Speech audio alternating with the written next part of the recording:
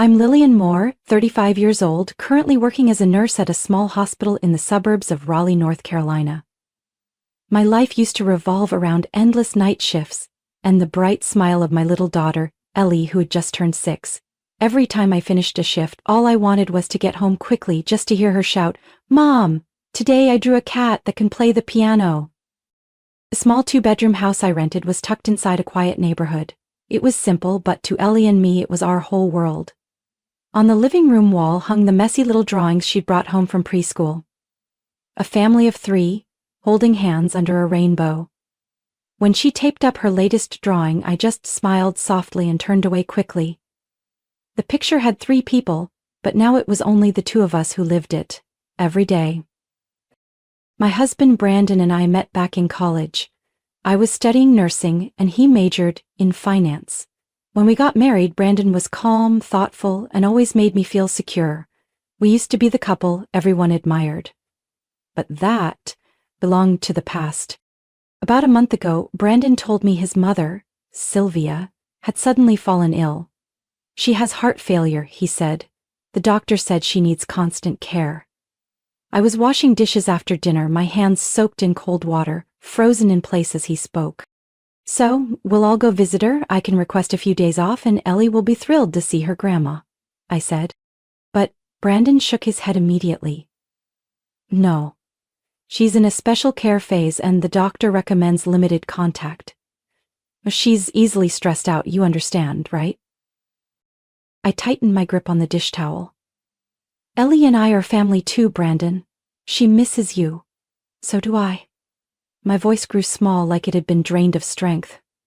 Brandon stepped closer, gently placed his hand on my shoulder, but his eyes shifted away. "I know, but right now my mom needs me more than anyone." And just like that, he left, with only a small bag and a promise, just a few weeks. The first week, Brandon still called every night, short, awkward calls, but at least they happened. By the second week, the messages started thinning out. By the third, all I got were rushed texts like, "Super busy, mom's getting worse," or "Can't talk today, sorry." I started feeling uneasy. Brandon had never been this distant.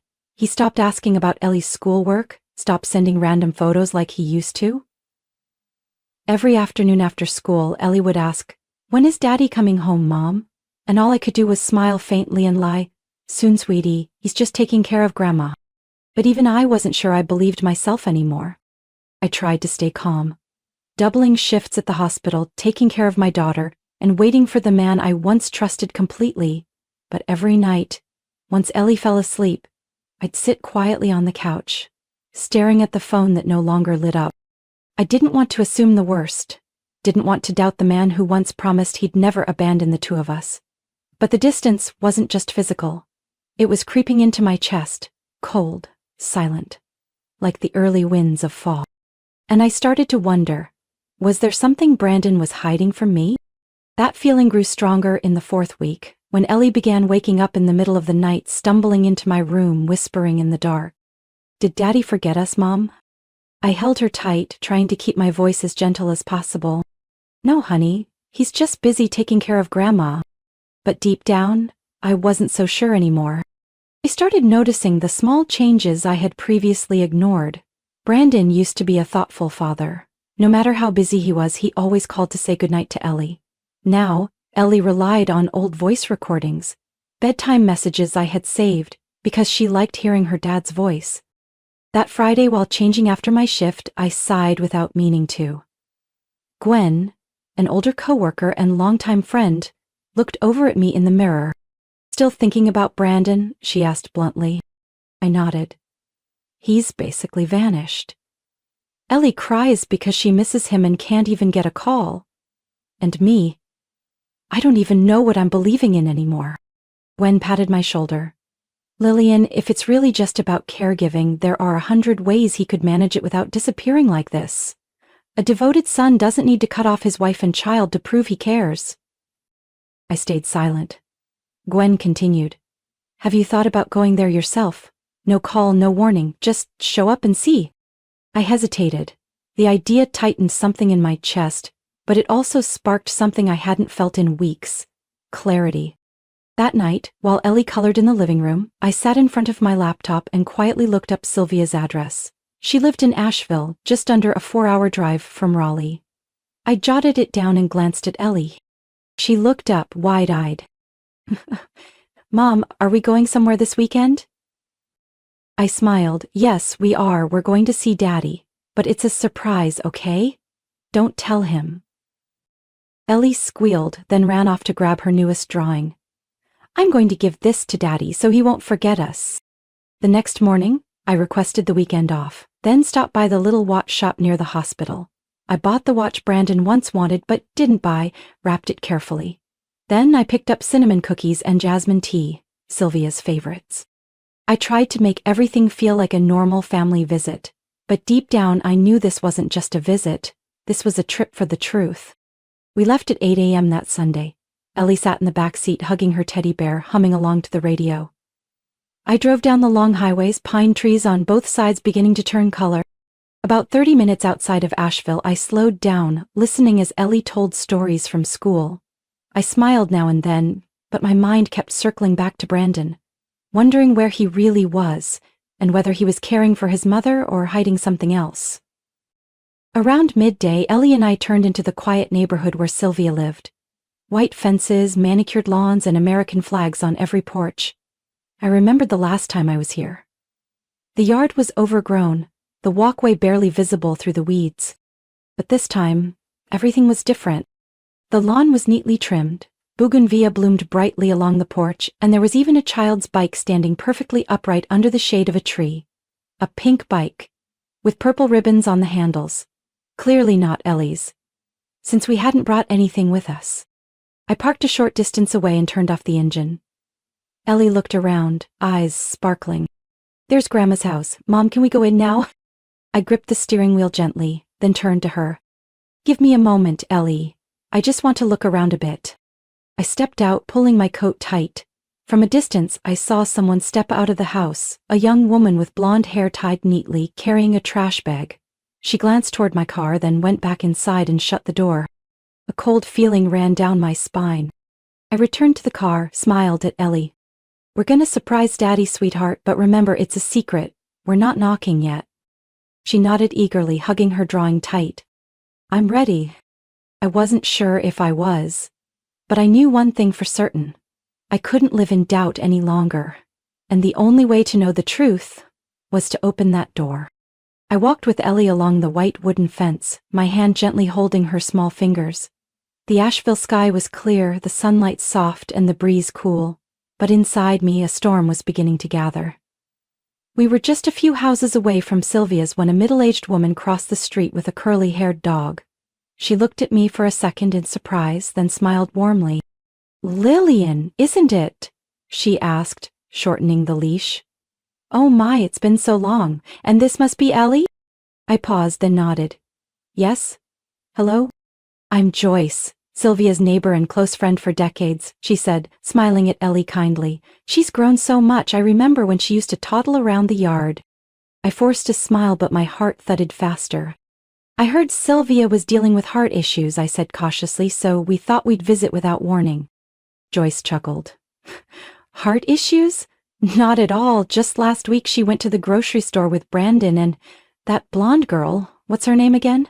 Oh, Lauren. They brought a little boy with them, such a sweet kid. He kept calling Sylvia Grandma the whole time. I stood frozen. Ellie looked up at me, mouth slightly open, but didn't say a word. You said, Brandon went to the store? I asked again, trying to keep my voice steady. Sure did. He even helped me carry water bottles from the car, Joyce said with a laugh, not noticing my expression stiffen. They looked like a real family. It's nice Sylvia has grandkids to keep her company now that she's older. I simply nodded, thanked her, and kept walking with Ellie. Each step felt heavier than the last. Now I understood why Brandon didn't want me to come. Why the texts stopped. Why our daughter had been quietly erased from his life. But I needed to see it with my own eyes. The cream-colored house came into view, the garden carefully maintained, lavender blue flowers blooming evenly in the sun. The front door, slightly ajar. My heart clenched. Ellie, stay right here with me, I whispered. We're not knocking yet. She nodded, clutching her drawing of the purple-dressed cat. I stepped closer. From the cracked door, laughter echoed out clearly. "No, Lauren, you're the one who filled the pan with oil." Brandon's voice rang out, light, relaxed, warm, a stark contrast to his "I'm busy" messages. "I know, but your pancakes were amazing," a woman's voice replied, sweet, youthful. I swallowed hard. "Tate, don't spill orange juice on the couch again," Sylvia's voice chimed in, vibrant and full of energy. "I just cleaned that yesterday." A child giggled. "Sorry, Grandma." I gently pulled Ellie closer. "Do you want to see Daddy?" I asked softly. She nodded, eyes wide with wonder. I lifted her, just enough so she could peek through the door. Her face changed immediately. I leaned in. The living room was filled with sunlight. Brandon sat on the couch, his arm wrapped around a pretty blonde woman wearing a sky-blue dress. She leaned her head on his shoulder, smiling brightly. On the rug, a little boy, maybe 5, played with toy cars, humming along to a song from the TV. And Sylvia, the woman I had been worried was bedridden, walked in from the kitchen with a tray of orange juice and cookies, her steps firm, healthier than I'd ever seen her. "Brandon, I really love it here," Lauren laughed. "It's peaceful, cozy, it feels like home." "Because it is home," Brandon replied.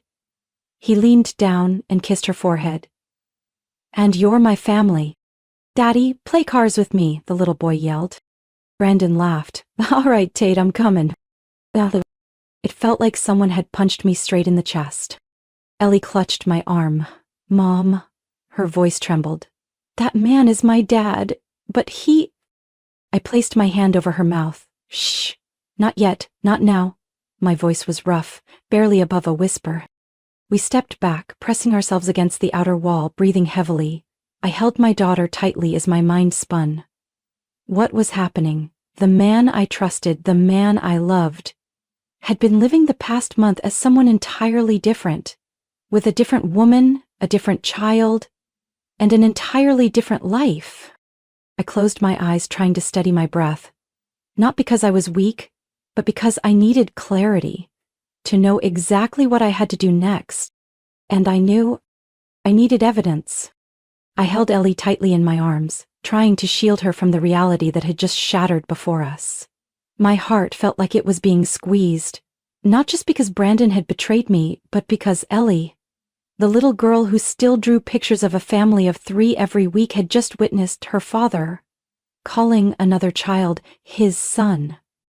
I took a deep breath, looked around, then knelt down and whispered, "Wait here for a moment, sweetie. Mommy has something very important to do." Ellie nodded, her eyes still wet with tears, clinging to the stuffed bear she had brought from home. I stepped back toward the trees near the yard, quietly pulled my phone from my pocket. The screen reflected my face, pale, but no longer trembling. I switched to video mode, steadied my hand, and crept back toward the front door. The door was still ajar. Inside, laughter and conversation flowed easily, as if the world was completely at peace, a world where my daughter and I did not exist. I aimed the phone's lens inside. I began recording. Lauren sat beside Brandon on the couch, her head resting on his shoulder. Tate, the boy I now understood was Lauren's child, ran around the coffee table with his toy car. And Sylvia, my mother-in-law, placed a tray of cookies on the table, her voice cheerful, her body full of energy. "Brandon, I'm so glad you finally did the right thing," she said. "Lauren is who you should have chosen from the start. That Lillian girl, I told you so many times." I gripped my phone tighter. Every word was recorded, clearly, fully. Brandon chuckled. "Mom, let's not talk about the past. Everything's almost taken care of." "Almost?" Lauren tilted her head. "Are you sure? I still worry. What if she finds out?" "No way," Brandon replied confidently. "Lillian believes anything. All I have to say is Mom's seriously ill and she listens. She's never questioned me." I bit my lip until I tasted blood just to stop myself from gasping. "What about Ellie?" Lauren asked. "She's still your daughter, right?" Brandon shrugged and grabbed a cookie from the plate. "Lillian will handle her. Ellie's the only one I feel guilty about, but honestly, Tate needs me more. He's part of this life now. And the little girl, she's not important anymore?" Lauren's voice was quiet but pointed. Brandon paused, then exhaled. I have a new family now, Lauren. Ellie, she'll just have to adjust. I stopped recording. My hands were shaking, not from fear, but from fury, from resolve. Brandon hadn't just betrayed me, he'd betrayed our daughter, the same child he once rocked to sleep every night. He'd discarded her like she was just some leftover from a past life. I walked back to the bushes where Ellie sat curled up, her eyes filled with sorrow. Between soft sobs, she asked, Mom, why did Daddy call that boy his son? What about me? I knelt and hugged her tightly. Daddy did something wrong, Ellie, but you didn't. You are the most precious thing in my life. I wiped away her tears, then added, I'll do everything I can to protect you. From now on, you don't have to try to understand grown-up problems, okay? She nodded faintly, and I carried her back to the car. In my mind, a plan was forming, not for revenge, but for justice. I had the video. I had the evidence. And I wasn't going to let someone like Brandon erase our existence with a few easy lies. I started the car but didn't drive away right away. I opened my phone and went to my contacts. My finger stopped on a name I never thought I'd need. Joanna Pierce, an attorney I'd once met during a dispute involving a patient at the hospital. A sharp, no-nonsense woman. But fair. I hit call. The phone rang 3 times. Hello? Hello, Joanna, it's me, Lillian Moore. I need to see you. As soon as possible. My voice was firm, no longer wavering. I have proof, and I'm ready to fight. After hanging up, I looked at Ellie through the rearview mirror. She was hugging her stuffed bear, eyes distant. I knew. I couldn't afford to hesitate anymore. Because from this point on, I wasn't just a betrayed wife. I was a mother. And I would not let anyone discard my daughter so easily. I left Asheville that very afternoon after making sure the video was backed up to both a hard drive and the cloud. On the way back to Raleigh, Ellie fell asleep in the back seat, still clutching her old stuffed bear. I drove in silence, my thoughts racing, but with razor-sharp clarity. No more tears, only action. The moment I got home, I called Rachel Winwood, Gwen's former colleague, now a family and custody attorney. I had never imagined I'd need her, but today, it wasn't just a need, it was a necessity. Rachel scheduled a meeting for the next morning. Before going to bed, I texted my mom, Elaine Moore, who still lived in Durham, less than an hour's drive from Raleigh. Mom, I need to leave Ellie with you for a few days. I'll explain when I arrive. Early the next morning, I gently woke Ellie. She was still tired but didn't ask many questions. I drove her to my mother's house. Elaine opened the door with worry already in her eyes the moment she saw me. What's going on, sweetheart? I took a deep breath. I'll tell you everything, but right now I just need you to watch Ellie for a few days. I have something important to take care of. My mom hugged Ellie, whispered something into her ear while I just stood there, clutching the folder and the phone, holding the truth we had uncovered. By the time it was not even 8 a.m., I arrived at Rachel's office, a small red brick building in a quiet area near downtown. Rachel, a Jewish woman in her early 40s with short curls and sharp, steady eyes, greeted me with a handshake and led me into a private meeting room. I placed the phone on the table and said, I need a divorce, and I want full custody of my daughter. Rachel sat silently for 5 full minutes as she watched the video. She didn't say a word until it ended. Then she hit pause, looked up at me. You have everything I need. Visuals, audio, context, timestamps. This isn't just evidence of infidelity. It's concealment, deception, and likely grounds for moral misconduct in a divorce case. The court will lean entirely in your favor. I nodded, my voice raspy. He had the nerve to say Ellie didn't matter anymore. Rachel picked up her phone and called her assistant. Prepare an emergency petition for an irreconcilable divorce. File a request for temporary sole custody with video evidence attached. We'll also request a no-contact order if needed. I looked at her and knew I had chosen the right person. Before I left her office, Rachel gave one last instruction. I need you to do one more thing before we formally proceed. Check your joint bank account. That same afternoon, I went to the bank. It only took a few minutes to log in. And there it was, Brandon was still using the credit card linked to our joint account for purchases, including items for Lauren and that child. I immediately followed Rachel's advice. I withdrew half the money, transferred it into a new account under my and Ellie's name, and locked all outside access through my phone. That evening, I returned to my mother's house and had dinner with her and Ellie. My mom looked at me, and for the first time in years, she saw someone who wasn't lost or hesitant. "You've made your decision?" she asked. I nodded. "Not just for me. For Ellie. I won't let her grow up in a world where people can throw her away like something used." My mom squeezed my hand without saying another word. That night, I lay next to Ellie, listening to her steady breathing, and felt something I hadn't felt in a long time. I was no longer afraid of Brandon. Not afraid of his excuses, his blame, or the fake little family he was trying to build in Asheville.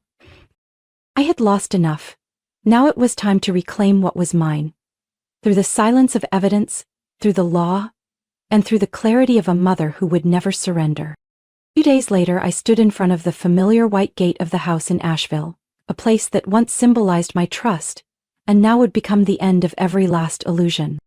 Next to me stood Rachel Linwood, dressed in a charcoal suit, posture firm, eyes cold but resolute. In her hand was a folder, stamped and ready. Divorce papers, custody petition, financial documents, and the video. The one that captured every word of betrayal. Rachel looked at me and asked quietly, "Ready?" I nodded, voice steady. "More than ever." We walked up the stone path, bougainvillea still blooming brightly over the porch, a cruel contrast. Rachel rang the doorbell. A few seconds later, Brandon opened the door. His face froze in total disbelief. "Lillian, what are you doing here?" I looked straight at him, expressionless. "I came to finish what you started." Brandon glanced over my shoulder, then at Rachel. "Who is?" "Rachel Linwood, my attorney," I answered for him. "We need to talk. Now." "It's not a good time. Lauren and Tate are napping and my mom—" "Then wake them," Rachel interrupted, her tone calm but firm. "Because your fantasy life is about to be exposed." I stepped through the door before Brandon could stop me. The living room looked exactly as it did through the crack in the door. Tidy, cozy, complete, but without a place for Ellie. Lauren walked out from the kitchen, coffee mug in hand. Her eyes landed on me, then darted to Brandon in panic. "What is she doing here?" she asked quickly, setting her mug down. I didn't answer. Rachel opened the folder and pulled out several documents. "We're here to serve divorce papers, supported by full evidence of deceit, concealment, and betrayal. This is a copy of the custody petition for full parental rights. And this," she placed a USB drive on the table, "is the recorded footage of exactly what took place in this house 3 days ago." Brandon's face turned pale. At that moment, Sylvia appeared in the hallway, still holding her phone. "What's going on? Why are you here, Lillian?" I turned to her, the woman who used to call me a good daughter-in-law and who had stood by while my family fell apart without saying a word. "You seem well," I said coldly, not exactly what one would expect from someone supposedly too sick to receive visitors. Sylvia froze, then hissed, "I don't owe you an explanation." "No," I replied, "because everything's already been recorded." Lauren turned to Brandon, her voice rising. "You told me she didn't know anything. You said it was final. You said I was your family now." "Lauren, now's not the time," Brandon tried to keep his voice low. "At the time, she just dropped a bomb in the middle of your house, Brandon," she shouted, then looked at me, her voice filled with venom. "You think you can steal him with a stack of paperwork?" I looked her straight in the eyes. "No. I don't need a man who betrays his own child. I came here to protect my daughter. The same daughter he claimed no longer matters." Brandon flinched. "Lillian, I didn't mean it that way." Rachel calmly unlocked her phone and played the recording. Brandon's voice rang out loud and clear from the speaker. "Fate needs me more. I have a new family now, Lauren. Ellie, we'll have to get used to that." The entire room went silent. Brandon took a step back, speechless. I took a deep breath. "I didn't come here to beg. I came to say, Ellie and we don't need you anymore." Sylvia suddenly shouted, "Get out of my house!" Rachel turned to her and gave a cold smile. "Legally, this house is not solely yours until division of assets is finalized. And, according to the bank records, your son is still using shared marital funds for questionable personal expenses. The court will be very interested in that." Brandon collapsed into the chair, burying his face in his hands. Lauren stormed upstairs, slamming the door so hard the picture frames on the wall shook. I didn't need to say anything more. I simply turned and walked out of that house, with steps steadier than ever before. The sky over Asheville was gray, but inside me, a beam of light was beginning to shine. I had stood up, and I would not look back. 3 months later, on a bright April morning, I stood in my new apartment in the heart of Raleigh, looking out the large window at the park below. A soft breeze rustled the lush green trees, and birds chirped in the distance. Ellie was running around the living room, still faintly smelling of fresh paint, holding a handmade paper flower crown in preparation for her 7.5 birthday party. "I can't wait until the afternoon, Mom," Ellie shouted, hair flying, cheeks flushed with excitement. Quiet joy rose inside me as I adjusted the small board hanging near the kitchen, with hand-lettered words that read, "Happy birthday, Ellie." This 2-bedroom apartment wasn't spacious, but it was cozy and full of light. Most importantly, it was mine. The lease had my name on it, and I cleaned and decorated every corner myself. The divorce had been processed quickly thanks to the undeniable evidence. Rachel had done an excellent job. I was awarded half of the shared assets, full custody of Ellie, and retained insurance benefits for both of us. Soon after, I also received official notice from the hospital. I had been promoted to lead shift coordinator in the emergency department. It was the first professional step I had once believed I'd never reach, while living in the shadow of a successful husband. My mom, Elaine, moved in with us during the early months of the transition. Though always strict, she quietly helped clean, cooked our meals, and read books to Ellie every night, as if making up for all the missed bedtime calls that never came. And Gwen, my coworker and the first to suspect Brandon, had become more like family. She brought dinner every weekend and sometimes brought her 2 grandchildren to play with Ellie. The laughter of children made this apartment feel more alive than it had in years. I didn't talk much about Brandon, but Ellie seemed to understand boundaries. Occasionally she'd ask in a soft voice, "Is Daddy doing okay, Mom?" And I would respond with all the calm I could muster, "I don't know, sweetheart, but I do know you're growing up wonderfully." Our new life wasn't perfect, but it was real. No more empty promises, no more cold dinners with a chair left waiting I once believed was only temporarily unfilled. That afternoon we hosted a small birthday party for Ellie in the apartment's backyard. There was no tiered cake or silk table runners like the parties Brandon used to stage, but there was a cake made by Gwen, mint green balloons, and bursts of laughter from the neighborhood kids. Ellie wore the light blue dress I'd bought from a local craft shop. She ran to me as soon as the birthday song ended. This is the best birthday ever." I hugged her tight. "Because you deserve every bit of happiness, Ellie." Elaine was slicing cake, Gwen was pouring juice, and I simply stood there, quietly watching everyone. And for the first time in a long time, I felt everything was finally on track. In that moment, I glanced beyond the apartment's fence. A familiar car was parked across the street. Brandon was standing beside it. He didn't walk in, he just stood there, quietly, hands in his pockets, watching Ellie from afar. I didn't call Ellie, I didn't approach him, I only looked at him once, just long enough for Brandon to see clearly, my daughter and I no longer belonged to the world he had tried to hide us from. A few minutes later, the car drove off, no one else noticed. But I knew. My closure wasn't just legal, it was a true release from everything I once tried to hold on to. Ellie hugged her teddy bear and whispered in my ear as she blew out her candles. "Mom, you know what?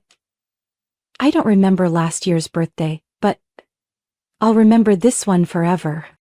My throat tightened with emotion. "Because this year you got to be yourself." And so did I.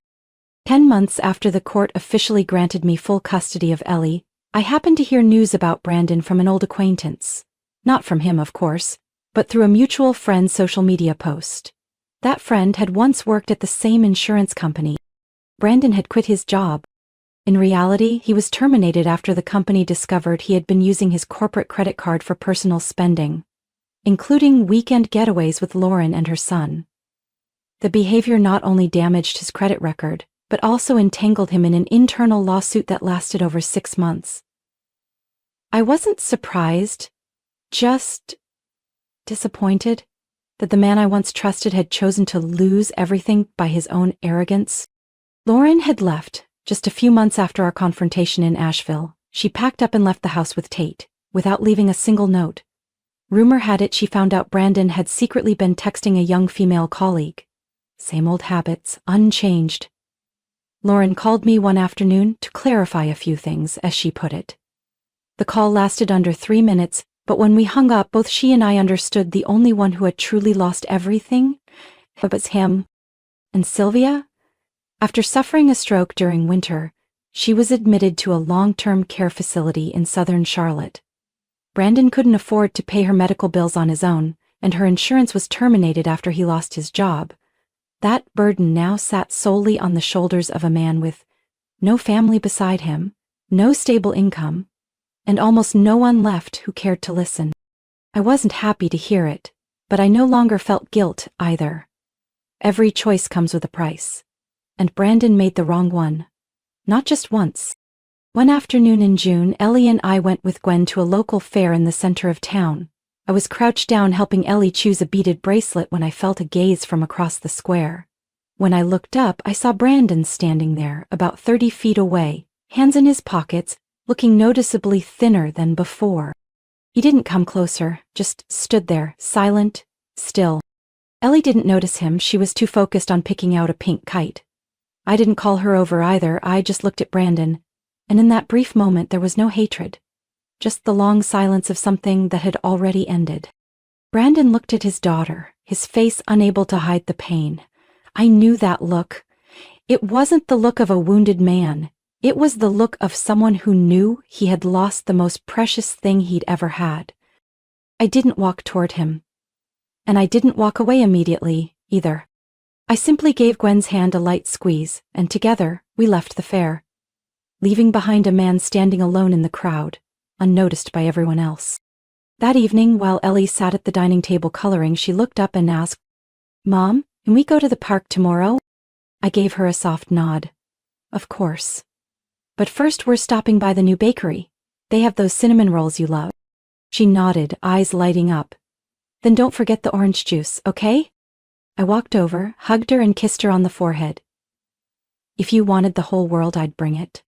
We didn't need anyone else, not a forced family, not late apologies. Because together we created something true. And that was enough.